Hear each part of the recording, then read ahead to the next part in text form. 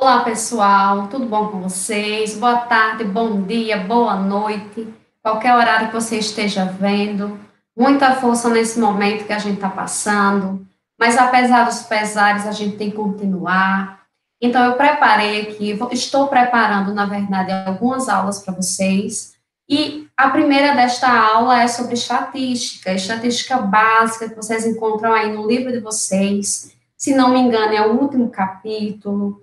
Então, peço que vocês deem uma lida no material do livro de dados de vocês, porque tem informações muito boas, questões muito interessantes. Eu preparei os slides focado no livro de dados para facilitar a aprendizagem de vocês.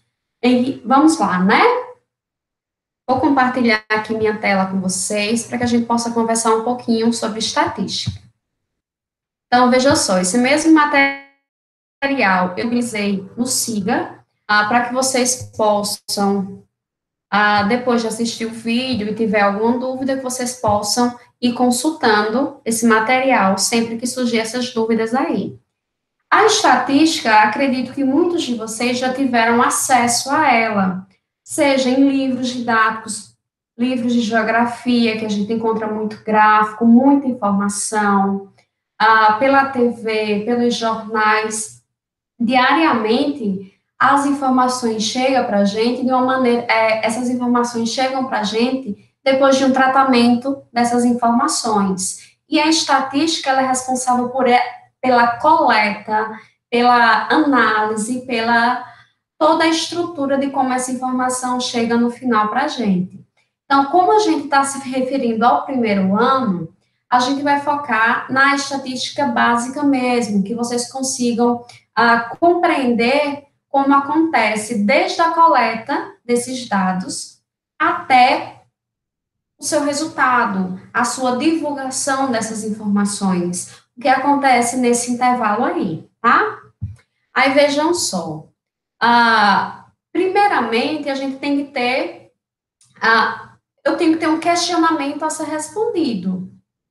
Por exemplo, quando a gente fala em eleições, então, o questionamento que uma empresa, seja um candidato, seja um estado, seja um país, seja um jornal tem, é quem é que vai ganhar essa eleição. Então, a partir do momento que eu tenho esse questionamento, eu preciso ir para o passo 2. O passo 2, eu tenho que escolher um instituto responsável por essa pesquisa. Eu preciso escolher um instituto que seja íntegro, que as coisas realmente funcionem, para que a informação que eu venha a obter seja uma informação neutra, que não leve em conta os meus interesses, e sim a realidade. Então, eu vou ter esse instituto. Hoje o Brasil possui um instituto muito importante no ramo da estatística, que é o IBGE, que é um órgão responsável pelo censo, ou seja, pela contagem de nós brasileiros. Só que a gente sabe que esse censo, muitas vezes, ele não chega até nós. A pessoa responsável por essa coleta de dados, às vezes, ela não bate na nossa porta. Mas tudo isso está dentro de estratégias adotadas por esse instituto. Então, eu vou lá, tenho minha indagação, tenho a minha dúvida, procuro um instituto para que esse instituto vá a campo, para que ele vá conhecer, para que ele vá investigar os elementos que estão contidos nesse meio, nessa minha indagação. Então, a partir do momento que eu vou lá, entro em contato com o Instituto, passo para ele qual é a minha indagação, o que é que eu quero saber com essa pesquisa. Esse Instituto, a gente vê aí no slide, no ponto 3, esse estudo ele vai estudar os meus elementos, quem são as pessoas que vão participar dessa minha pesquisa. Só que, às vezes, as pessoas que estão aptas a participar da minha pesquisa são muitas. Então, vamos falar de milhões de pessoas. Então, se torna inviável, às vezes, por tempo, por questão financeira, por questão de espaço mesmo, fica difícil entrar em contato com todo mundo. Aí eu quero que vocês deem uma atenção para essa figura número 4. Então, eu não consigo entrar em contato com todo mundo, é difícil. tem muitos fatores que podem vir a prejudicar. Então, dentro daquele meu conjunto de elementos, eu vou escolher de maneira aleatória uma pequena parte desses elementos. Então, ao invés de eu trabalhar com aquele 1 milhão de pessoas, eu trabalho com uma quantidade menor. E essa quantidade menor, ela vai para a figura número 5, ela vai receber o questionário, ela vai responder, seja por meio de uma entrevista. Então, nesse momento, está tendo uma coleta desses dados. Depois que o meu pesquisador vai lá, entra em contato com esses elementos, com essas pessoas, verificam quais são suas respostas, pega essas informações, esses dados estão brutos.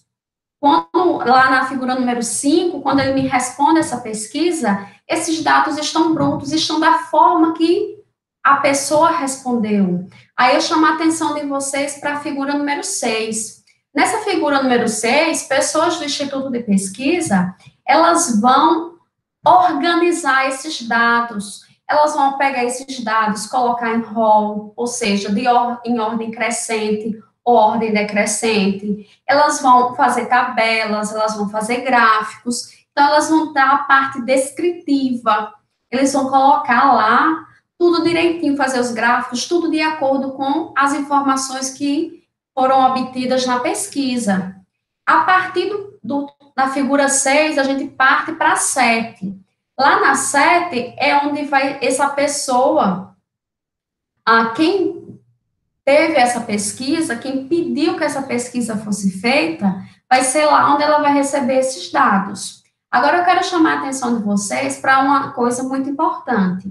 Entre a figura 6 e a figura 7, a gente tem uma etapa da estatística chamada de inferência estatística. Veja só, na figura número 4, eu disse a vocês que eu não peguei todo mundo que estava envolvido na pesquisa. Eu peguei uma parcela. Então, essas pessoas aleatórias que eu peguei, elas me deram determinadas respostas.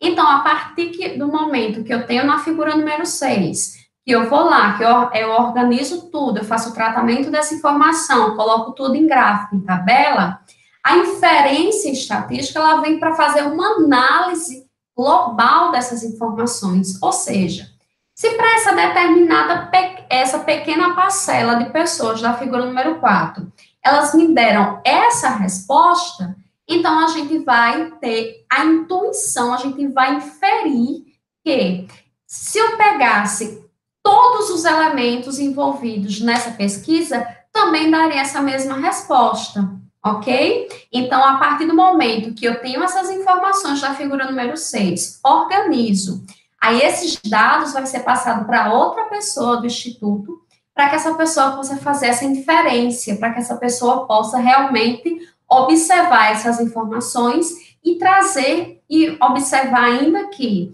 essas informações de uma pequena parcela dos meus envolvidos, na verdade, representa a informação da maioria.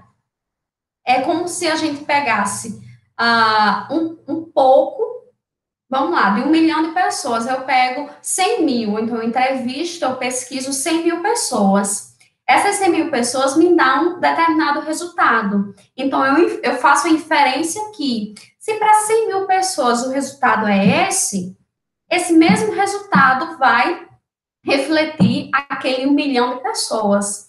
Então, a partir do momento que eu faço essa inferência, que eu tenho esses dados coletados, esses dados organizados, eu pego esses dados e retorno para quem solicitou que essa pesquisa fosse feita, tá bom?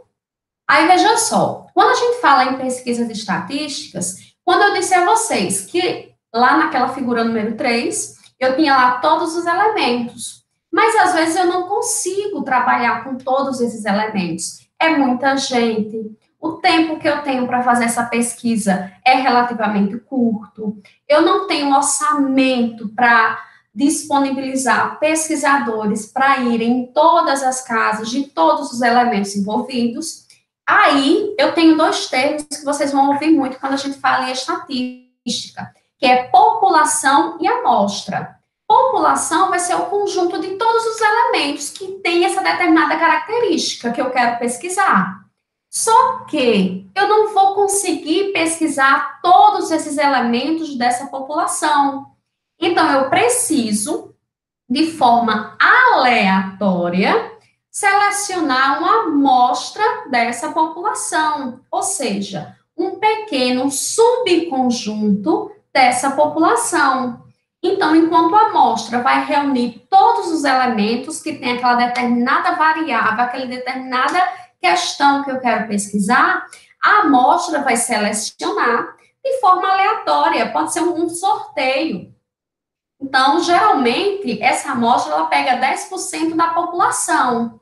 Então, se eu estou pesquisando lá uma academia, então, na minha academia eu tenho 100 alunos. Só que a minha pesquisa, ela não vai, às vezes eu não consigo fazer essa pesquisa com esses 100. Então, eu pego esses 10%, que corresponde a 10 alunos, então esses 10 vai ser a minha amostra, e vai ser em cima dessa amostra que eu vou trabalhar. Depois disso, os dados que eu obtiver dessa amostra, eu consigo inferir, eu consigo redimensionar que esses mesmos resultados são característicos também de toda a população. Aí, veja só, quando a gente fala em pesquisa estatística, eu não posso simplesmente pensar o seguinte, eu tenho um problema, eu quero saber um determinado resultado, eu vou lá pesquisar. Não. Tudo isso tem etapas que a gente precisa sentar, pensar direitinho como conseguir esses dados. Então, a primeira etapa é o planejamento. Então, eu tenho que pensar como é que eu vou fazer isso, em quanto tempo, mão de obra se eu vou necessitar, material, tenho que organizar tudo muito bem organizado. Como é que eu vou fazer essa coleta de dados? Será que essa coleta de dados eu vou fazer pessoalmente? Será que vai ser via telefone? Será que vai ser através de respostas de questionários online no Google? Então, tudo isso eu tenho que pensar dentro do planejamento. Eu tenho que deixar tudo muito bem amarrado aí. Depois que eu planejo tudo direitinho, eu parto para a segunda etapa, que é a coleta de dados.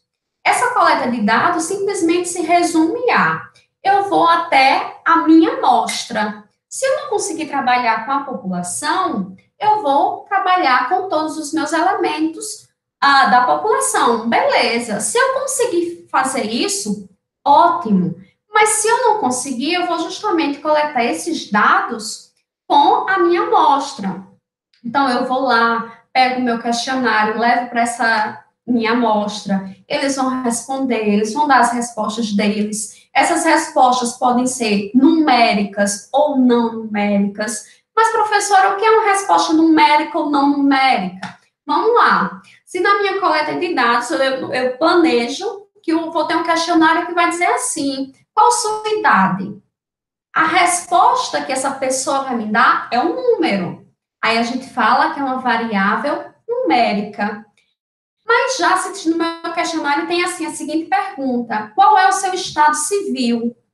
Quando a gente pergunta qual é o seu estado civil, a resposta não vai ser numérica. Vai ser uma palavra, vai ser solteiro, casado, divorciado, viúvo. Então, aí, eu não tenho uma variável numérica, eu tenho uma variável qualitativa. Então, a partir do momento que eu tenho essas informações, já coletei, já está tudo ok, já entrevistei todo mundo que eu tinha que entrevistar, então eu preciso fazer a apuração ou a contagem desses dados. Eu preciso pegar todos os questionários, contar. Quando eu fiz lá a pergunta, qual a idade? Aí eu preciso saber quantas pessoas responderam que tinha 20 anos, quantas pessoas responderam que tinha 22, quantos responderam que tinha 50, então eu preciso fazer essa contagem. Quantas pessoas responderam que estavam solteiras, que estavam casadas, então eu preciso contar. Quando eu faço isso, essa contagem, eu faço também o tratamento dessas informações. Imagine que eu entro em contato com 100 mil pessoas. Então, essas informações, é muita coisa. Então, eu preciso fazer uso de tabelas, de gráficos, para que essa informação chegue de modo mais organizado, que fique fácil para qualquer pessoa fazer sua leitura.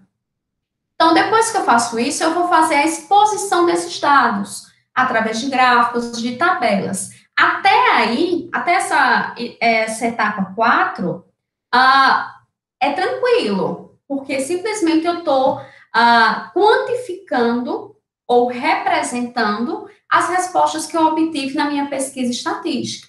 Mas a etapa número 5 é uma etapa muito importante, porque vai ser a interpretação dos dados. Aquelas informações que eu coletei, eu vou agora interpretar. O que é que isso significa? É o que eu já falei há pouco tempo sobre a inferência estatística. Vai ser nesse momento que eu vou lá interpretar e eu vou dizer que tal coisa, tal resposta sintetiza ou representa a minha população como um todo. Aí, veja só, quando a gente fala da amostra ou da amostragem, veja só, pela figura, a gente observa que eu tenho uns determinados indivíduos que fazem parte da minha população, ou seja, eles têm características que eu vou usar na minha pesquisa estatística, ok? Mas, por diversos fatores, eu não consigo entrar em contato com todo mundo. Então, eu vou lá e faço uma amostragem. Eu pego uma determinada quantidade dessa população, mais ou menos uns 10% dessa população. Para que eu escolha essa amostragem, eu tenho duas maneiras de fazer. Eu posso ir pela amostragem aleatória simples, ou seja, todo mundo tem as mesmas condições de participar da minha pesquisa. Cada indivíduo tem a mesma condição, tem a mesma chance de participar. É aleatório simples. Todos estão de igual para igual. Mas quando eu falo de amostragem aleatória estratificada, aí eu não tenho mais que todo mundo tem a mesma condição de participar. Nesse tipo de amostragem, a gente vai falar de estratos. Veja só, se a minha academia, como eu já falei, ela é voltada mais para esportes masculinos, mais para exercícios que foquem mais o sexo masculino, talvez não é ideal eu ter uma amostragem aleatória simples.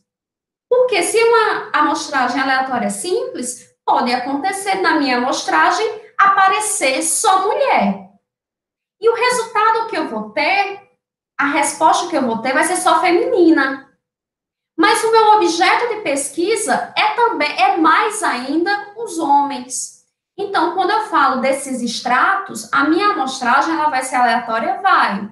Mas eu vou deixar bem designado que eu vou considerar o extrato masculino e o extrato feminino. Nesse caso, eu posso dar mais chance para o sexo masculino ao invés do feminino. Eu posso determinar que na minha amostragem 70% vão ser de homens e 30% de mulheres. Dentro desse campo dos homens, todos têm a mesma chance de participar. Dentro desses 30% de mulheres, todas as mulheres têm as mesmas chances de participar.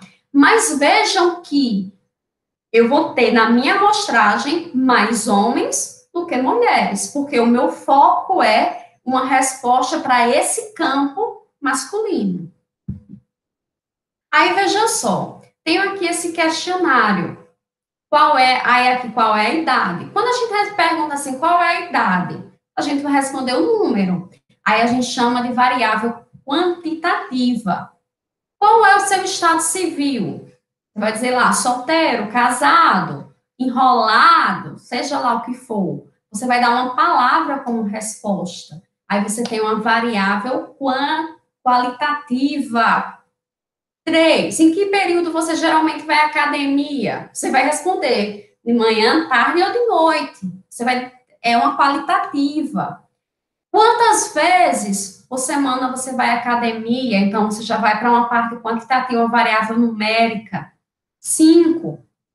Com relação às instalações da academia, você reprova, você aprova com ressalva ou aprova? Veja que aí não é numérico, é qualitativo. Aí já na questão 6, numa escala de 1 a 5, já vê mais a parte quantitativa aí. Então, eu quero chamar a atenção de vocês que quando a gente está fazendo uma pesquisa estatística, eu tenho que tenho que ter muito foco em quem vai ser minha variável. Quais são as respostas que eu vou receber? Pode não ser aquela variável que eu espero, mas eu tenho que pensar em todas. Então, a variável qualitativa é aquela que eu não consigo mensurar, aquela que não tem como contar. Melhor dizendo, a variável quantitativa é aquela que eu conto que a resposta vai ser em número. Já a qualitativa vai ser uma resposta em palavra, mas que depois eu consigo contar. Tipo, quando eu pergunto aí na questão número 2, qual é o seu estado civil? Aí vamos lá que 30 pessoas dizem que são solteiras, 40 dizem que são casadas. Veja, a variável é qualitativa, mas eu consigo fazer essa contagem depois de receber esses dados. Aí vamos considerar que naquela minha pesquisa, a minha população era uma população de 100 alunos e eu não consegui ter acesso a esses 100 alunos. Então, eu fiz uma amostragem aleatória simples. Desses 100 alunos, eu peguei aleatoriamente 10 deles. E esses 10 me deram as seguintes respostas. Veja que a primeira coluna dessa tabela, ela é uma variável quantitativa. 27, 38, 34 e assim por diante. Já a segunda coluna e a terceira são variáveis qualitativas. A quarta coluna, quantitativa. A quinta coluna, qualitativa. A sexta, sétima e oitava coluna, quantitativa. E a última coluna, qualitativa. Então, observem que eu tenho várias informações aí, eu tenho muita coisa dentro dessa tabela que eu posso fazer essa interpretação. Aí, vejam só, quando a gente fala em estatística, tem alguns termos que são muito interessantes que a gente precisa saber. O primeiro deles é frequência absoluta. Professor, o que é isso? Eu quero saber quantas vezes uma determinada variável apareceu na minha pesquisa estatística. O objetivo da frequência absoluta é esse. Quero saber quantas vezes essa variável apareceu. Então, vamos considerar a variável estado civil. Nas variáveis estado civil, eu obtive 4 tipos de respostas diferentes. Eu obtive a resposta solteiro, casado, divorciado e viúvo. Aí eu quero saber qual é a frequência absoluta de solteiro. Ou seja, quantas vezes a variável solteiro apareceu. Aí, se a gente for olhar na tabela, a variável solteiro apareceu 4 vezes. Aí, a gente diz que a frequência absoluta da variável solteiro é igual a 4. Aí, eu quero saber quantas vezes a variável casado apareceu na minha pesquisa. Aí, eu vou lá para a tabela e conto. A variável casado apareceu 4 vezes.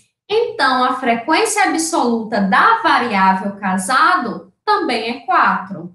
Variável divorciado, a frequência absoluta é 1, porque apareceu uma vez essa variável. A variável viúvo apareceu uma vez. Então, a frequência absoluta dessa variável é 1. Observem que essas variáveis, como já falei no slide anterior, são variáveis que representam, são variáveis qualitativas. Aí, vejam só, a gente tem a frequência absoluta, que é realmente quantas vezes cada variável apareceu na pesquisa. Mas a gente tem também a frequência relativa. A frequência relativa, ela vai aparecer, na maioria das vezes, em porcentagem. Aí, vamos à definição. Definimos para cada realização ou valor assumido por uma variável a frequência relativa como a razão entre a frequência absoluta e o número total de dados. Ou seja, para que eu consiga obter a frequência relativa, eu vou pegar a frequência absoluta, quantas vezes cada variável apareceu, e eu vou dividir pelo total de dados que eu coletei. Lembra da tabela da página anterior? Lá eu tinha frequência absoluta de solteiro, 4. Frequência absoluta casado, 4. Frequência absoluta divorciado, 1. Frequência absoluta viúvo, 1. Quantas pessoas participaram da entrevista na tabela anterior? Foram 10. Então, para que eu calcule, por exemplo, a frequência relativa da variável solteiro, eu vou pegar quantas vezes a variável solteiro apareceu na minha pesquisa e eu vou dividir por 10. Por que, professora, por 10? Porque foram 10 elementos que eu investiguei. Foram 10 elementos que responderam à minha questão. Aí vejam só. Solteiro foram 4. Então, quando eu faço 4 dividido por 10, eu obtenho 0,4 ou 40%. Casado também foram 4. Então, quando eu divido 4 por 10 igual a 0,4 ou 40%. Divorciado 1. 1 sobre 10, 0,1 ou 10%. Viúvo 1. 1 sobre 10, ou 0,1 ou 10%. Observem que, se você somar todo mundo que está na frequência absoluta, você vai obter 10. Por quê? Porque 10 é o número máximo de variáveis. Você tem 10 variáveis. Então, quando a frequência não é quantas vezes cada variável apareceu, então, quando você soma toda a frequência absoluta, vai ser igual ao total de dados, o número total desses dados.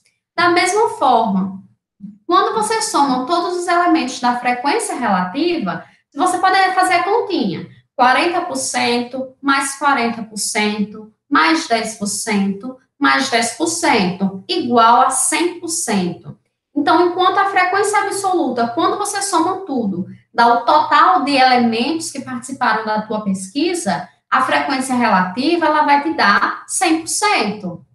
Tem que dar 100%. Ah, professora, e se por acaso não der 100%? Aí você tem que voltar e refazer as continhas, porque tem algum erro por aí, tá? Aí, veja só. Algumas vezes, fazer essa frequência relativa, nesse caso aqui, como são com variáveis qualitativas, foi tranquilo. Eu só tive 4 variáveis. Então, é fácil organizar essas variáveis segundo uma tabela. Fica mais simples. Agora, eu quero que vocês observem o seguinte. Quero que vocês observem a coluna que fala sobre o valor da mensalidade em reais. Olha só, eu tenho 10 valores diferentes. Então, eu tenho 240, 90, 112, 284, 130, 110, 106, 104, 140 e 70. Se eu for fazer a frequência absoluta, aí eu vou colocar 240, 1. Frequência absoluta, 1. 90, frequência absoluta, 1. 112, frequência absoluta, 1. Então, no final, quando eu for fazer a tabela para frequência absoluta, eu vou simplesmente repetir o que está aí. Agora, aqui eu só tenho essas 10 variáveis quantitativas. Agora, imagine se eu tivesse uma pesquisa, a minha amostragem não fosse de 10, fosse de 1.000 pessoas e cada uma dessas 1.000 pessoas me dessem 1.000 respostas diferentes. Então, fazer a frequência dessa forma fica um pouco complicada. Aí, para isso, a gente vai organizar essa frequência segundo uma classe ou intervalo. Ao invés de fazer variável por variável, eu vou ter um intervalo. Eu vou considerar de tal valor até tal valor. Então, nesse meio, nessa classe, nesse intervalo aí, eu faço a contagem de quem está nesse intervalo. Aí, veja só, para que eu faça a frequência por classe, a gente tem que parar e pensar um pouquinho. Eu quero que vocês observem, por gentileza, o valor da mensalidade. Na estatística, a gente tem uma coisinha chamada amplitude. Amplitude é simplesmente a diferença, é você subtrair o maior pelo menor valor. Aí, se você observar nessa coluna, valor de mensalidade, da mensalidade, o maior valor é 284 e o menor é 70. Aí eu faço lá 284 menos 70, 214. Então, essa é a amplitude. de quanto esses valores variam. O máximo que eles variam entre si são esses 214 aí, tá? Aí, veja só. O segundo passo, eu preciso escolher os intervalos. Quantos intervalos vai ter a minha frequência? Você vai estipular quantos intervalos você vai querer. Quanto mais intervalos você quiser, mais linhas vai ter tua tabela de frequências. Então, nesse exemplo, eu escolhi 4 intervalos, mas eu poderia ter escolhido 3, eu poderia ter escolhido 4, 5, 6, sem problema algum, tá? Então, se a minha amplitude são 214, eu vou pegar esses 214 e eu vou dividir em 4 pedaços, em 4 intervalos. Aí, veja só, quando eu faço lá 214 dividido por 4, dá um número com vírgula. Então, para facilitar os cálculos, eu faço um arredondamento. Professor, e por que não arredondou para 53? Eu tenho que sempre arredondar para o maior.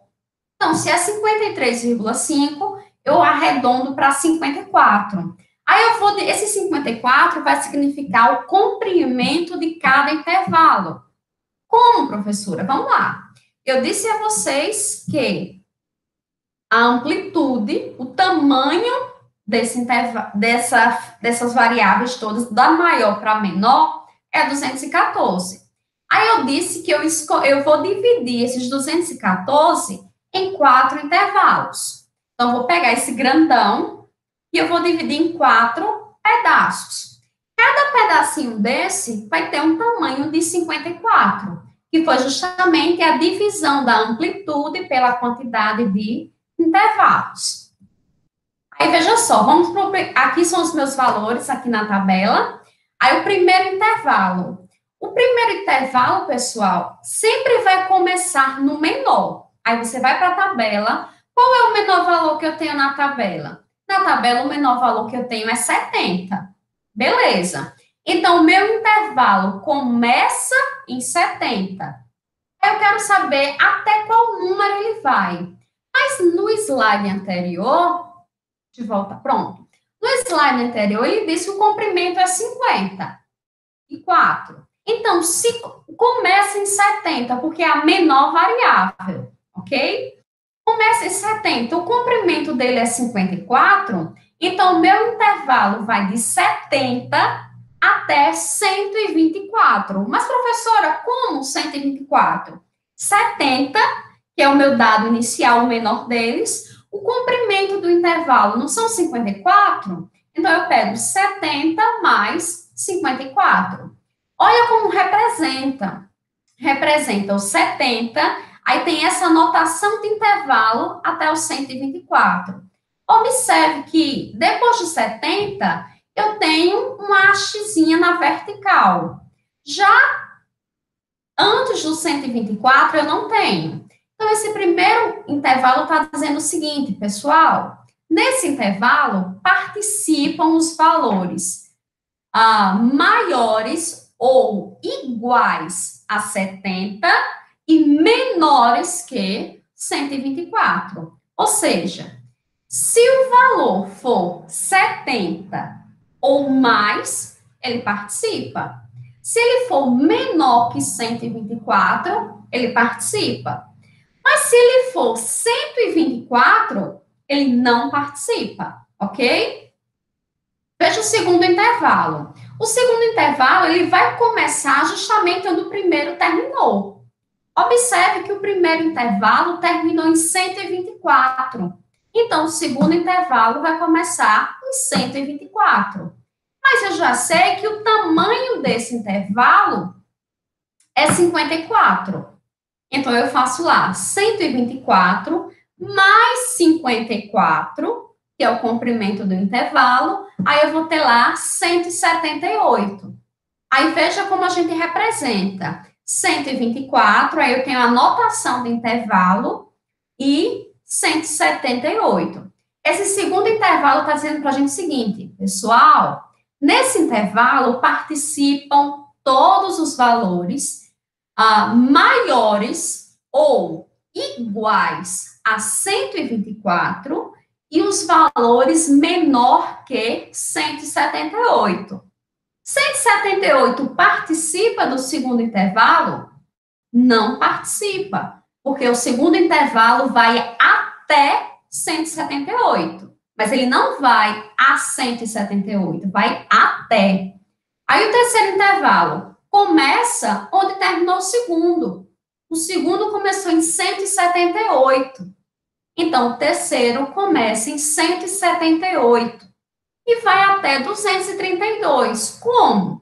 178 mais 54. 232.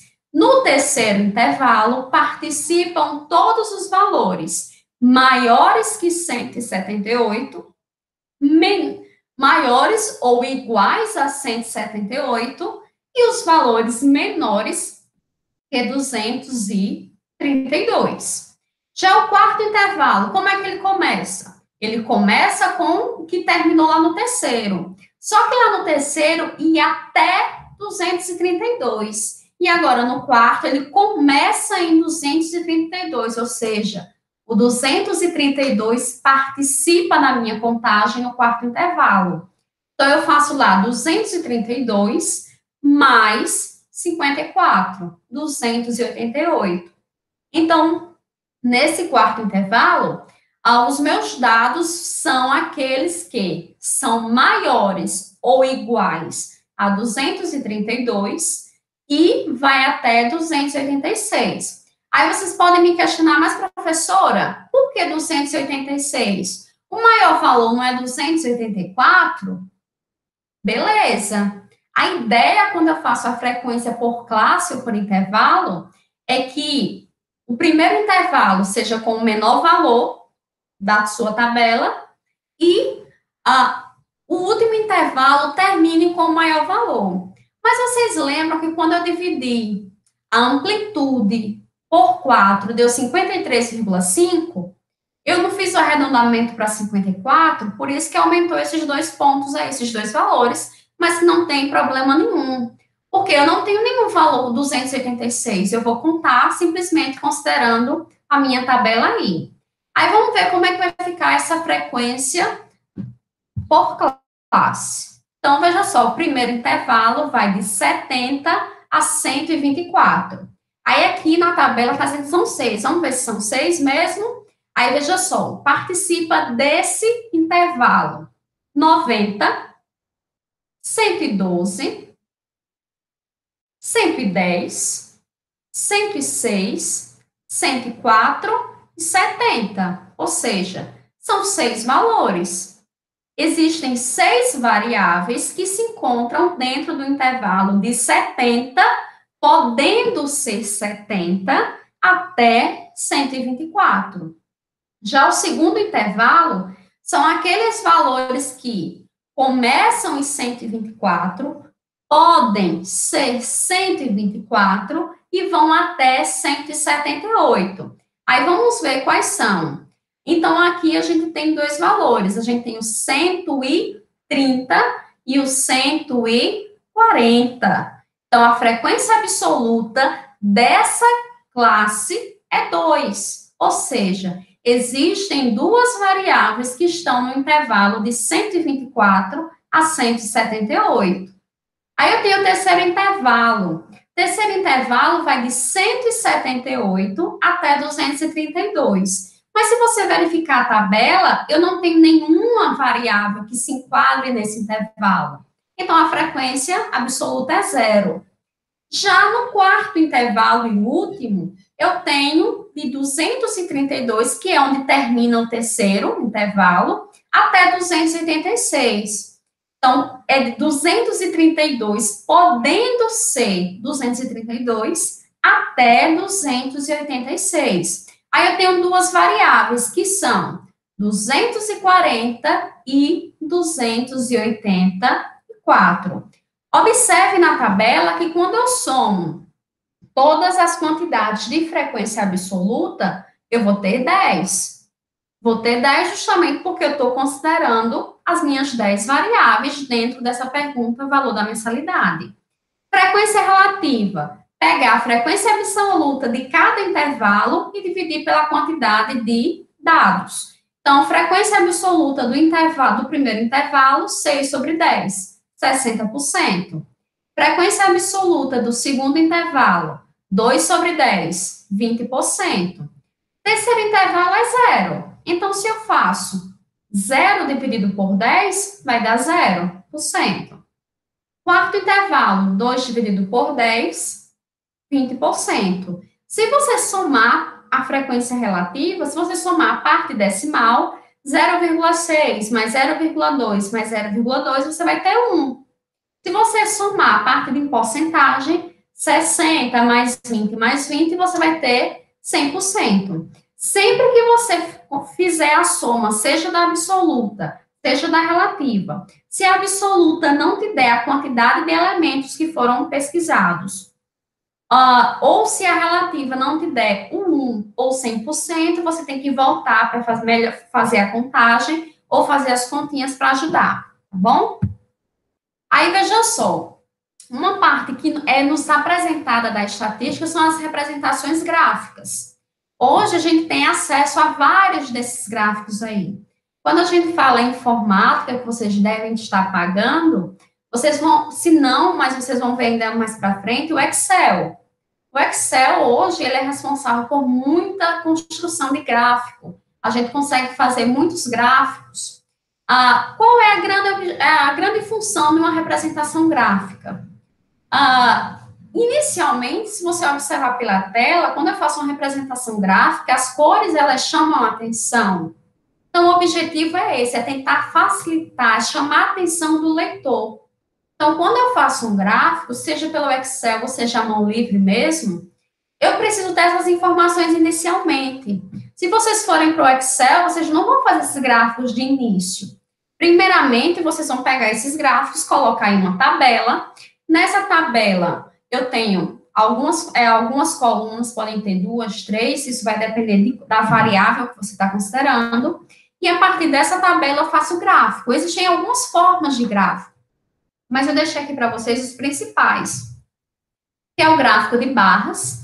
Vocês podem observar que essas barras podem ser tanto horizontais quanto verticais. Aí eu quero chamar a atenção de vocês que, quando eu faço uma representação gráfica, muitos alunos têm dificuldade na interpretação dessas informações. Mas o gráfico, por si só, ele já está te dando a resposta. Dá uma olhada nesse primeiro gráfico, que ele fala sobre a população mundial em julho de 2015. Aí, se eu perguntasse a vocês, qual o continente que tem a maior população? Aí, vocês vão olhar para o gráfico e vocês vão ver que na coluna da Ásia, ela é a maior. Então, significa que a Ásia é o continente que tem a maior população. Se eu perguntar qual é o continente que tem a menor população, aí você vai observar. Dentre esses valores, você vai observar quem é o menor aí. Nesse caso, Oceania, né, pessoal? Pelo valor que a gente tem aí. Enquanto a América do Norte, 357,8, a Oceania tem 39,3. Sendo que eu quero chamar a atenção de vocês que eu tenho eixos. Enquanto o eixo vertical desse primeiro gráfico são os continentes, ou subdivisões desses continentes, eu tenho o eixo vertical onde essa população, esse número que está em cima dessas barras é dado em milhões, tá? Já no segundo gráfico, eu vejo que o segundo gráfico ele tem um apelo mais visual ainda. Ele poderia ter simplesmente colocado o nome dos países, mas ele foi lá e colocou a bandeira para chamar mais essa atenção. Então, com esse gráfico, a gente consegue facilmente dizer qual é o país que tem o país emissor, que tem o maior número de turistas, emissores de turistas aí para o Brasil. A gente consegue dizer qual é o país que tem menos. Então, o gráfico, a função do gráfico, é só de olhar, você já consegue obter essas informações sem muito trabalho, nem muito cálculo, né? Aí, veja só, um gráfico que também vocês vão encontrar pelo caminho de vocês é o histograma, que é uma representação muito parecida ao de barras verticais. Só que o de barras verticais, vamos voltar aqui, veja que quando a gente olhar para a África, 1186,2. Ele não dá ideia de intervalo de começa a termina. Já o histograma, ele é usado para representar valores assumidos por uma variável quantitativa quando a gente utiliza aquela representação de frequências por classes ou intervalo. Veja que, nesse gráfico de altura dos alunos do ensino médio, eu tenho, se você observar no eixo horizontal, eu tenho a altura desses alunos, no eixo vertical, eu tenho a porcentagem. E a primeira coluna, ela está dizendo o seguinte para a gente, ó. Nessa primeira coluna, eu estou representando todos os alunos que têm entre 1,60 m e 1,65 m. Na segunda, de 1,65 a 1,70. Na terceira, de 1,70 a 1,75. Na quarta, de 1,75 a 1,80. E assim por diante. Mas lembrem que, como a gente viu lá na frequência de classes ou de intervalos, quando eu digo assim, esses 5% da primeira coluna, está dizendo de todos os alunos que têm de 1,60 a 1,65. Se eu tenho 1,65, eu não estou dentro desses 5%. Eu estou dentro dos 15%, ok? Aí eu pergunto a vocês, um aluno que tem 1,80 m, ele está dentro de qual porcentagem? Aí você vai observar que 1,80 ele participa da quarta e da quinta barra. Só que na quarta barra, esses 32,5%, ele engloba todos os alunos que têm de 1,75 a 1,80.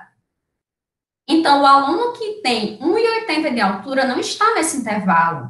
O aluno que tem 1,80 está no intervalo de 1,80 até 1,85, que representa 12,5%. Outro gráfico que a gente utiliza muito é o gráfico de setores. Ele é conhecido também como gráfico de pizza, porque a gente tem lá uma circunferência, e essa circunferência ela é dividida em vários pedaços, e esses pedaços vão estar representando para a gente a porcentagem dessas variáveis. Então, se você observar esse gráfico, preferência por modalidades esportivas, você consegue responder facilmente qual é o esporte preferido, qual é o segundo mais preferido, qual é o terceiro, qual é o quarto, qual é o menos preferido, porque essa informação, ela está aí, ela está no gráfico. Então, você consegue obter essa informação sem ter muito trabalho. A gente tem também o gráfico de linhas. O gráfico de linhas, ele é simplesmente como se a gente pegasse o nosso plano cartesiano e a gente fosse marcando pontos. Tipo, 2000, aí eu tenho aqui o gráfico mortes por dengue no estado de São Paulo. Aí eu tenho a quantidade de mortes e eu tenho o ano. Aí eu vou lá, 2001, uma pessoa, eu marco um pontinho. 2002, 6 pessoas, eu marco um pontinho. 2003, 2 pessoas. 2004, 0. 2005, 1. Aí eu vou marcando os pontinhos. Depois que eu termino, eu faço só a ligação desses pontos. Quando eu faço a ligação desses pontos, eu estou formando um gráfico de linhas, ok?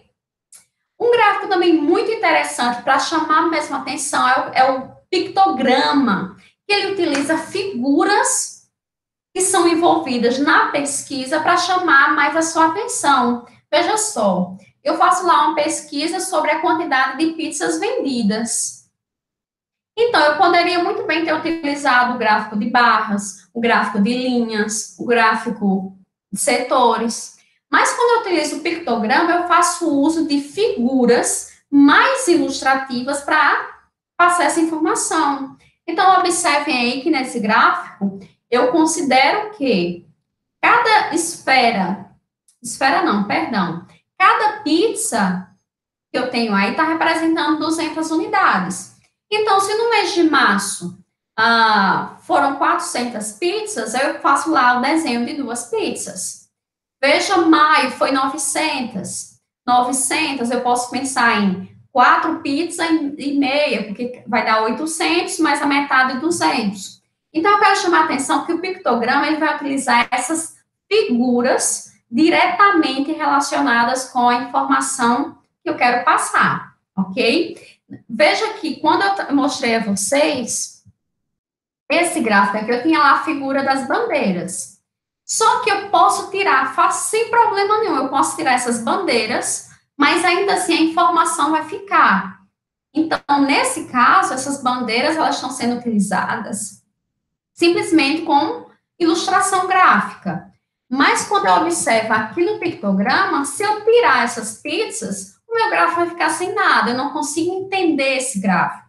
Então, eu quero chamar a atenção de vocês que aqui nesse pictograma, a função dessa figura, dessa representação, desse desenho, é muito importante, porque ele traz uma informação junto com ele. Sua exclusão compromete a informação, ok? Aí, veja só, estou chegando ao fim.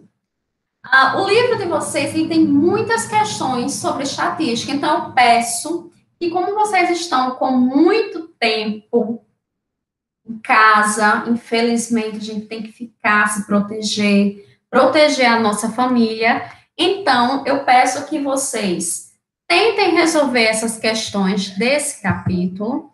Aí, vejam só, quando vocês forem responder essas questões, vocês vão ver que não são questões tão difíceis, são questões que dá para você responder. Então, eu sugiro que vocês tentem responder essas questões. Se por acaso tiver uma determinada questão que tenha muita dúvida, envia para mim via Siga, via WhatsApp, via e-mail. Eu preparo uma resolução para ela e mando para todos, tá bom? Espero que vocês tenham gostado. A gente vai se encontrar mais vezes ainda. Tudo de bom para vocês e até a próxima, tá? Tchauzinho, tudo de bom, até breve.